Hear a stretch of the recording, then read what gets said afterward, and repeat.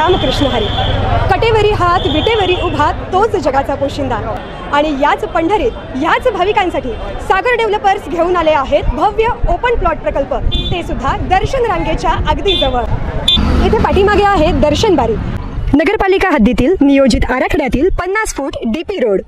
संपूर्ण प्रोजेक्टमध्ये अंतर्गत street lights, plot demarcation, plantation आणि प्रत्येक प्लॉटला स्वतंत्र नळ कनेक्शन. संपूर्ण प्रोजेक्टला तारेचे कंपाऊंड. ज्येष्ठ नागरिकांना बसण्यासाठी बेंचेस. चला तर मग आत्ताच बुक करा मठासाठी किंवा आपल्या हक्काच्या घरासाठी आपल्या हक्काचा प्लॉट, तेही अगदी माफक दरात.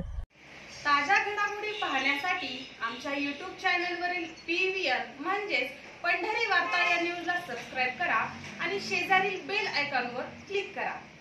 वारकरी संप्रदायातील ऋषितुल्य व्यक्तिमत्व, वेदांत आणि संत वाङ्मयाचे गाढे अभ्यासक हरिभक्त परायण डॉक्टर किसन महाराज साखरे यांचं काल रात्री पुण्यात निधन झालं. ते 91 वर्षांचे होते. प्रकृती बिघडल्यानं डॉक्टर किसन महाराज साखरे यांना 2 दिवसांपूर्वी रुग्णालयात दाखल करण्यात आलं होतं. मात्र उपचार सुरू असतानाच त्यांना हृदयविकाराचा झटका आला आणि त्यांची प्राणज्योत मालवली.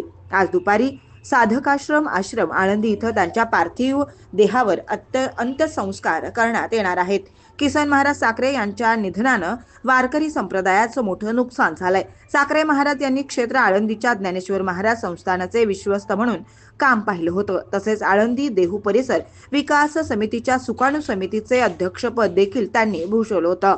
याशिवाय ग्रंथराज ज्ञानेश्वरी दृकश्राव्य प्रत त्यांनी प्रकाशित केली आहे. साखरे महाराजांनी संस्कृत आणि मराठीतून एकूण 115 ग्रंथ लिहिले. त्यात सार्थ ज्ञानेश्वरी, सार्थ एकनाथी भागवत, सार्थ तुकाराम महाराज गाथा, सार्थ भगवद्गीता, सार्थ ब्रह्मसूत्र, सार्थ उपनिषद, सोहम योग, ज्ञानेश्वर महाराज चरित्र आदी ग्रंथ संपदा त्यांच्या लेखणीतून साकार झाली.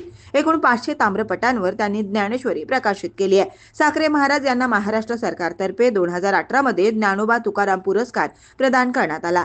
टिळक महाराष्ट्र विद्यापीठाने D.Litt या सर्वोच्च पदीनं त्यांना सन्मानित केलं होतं.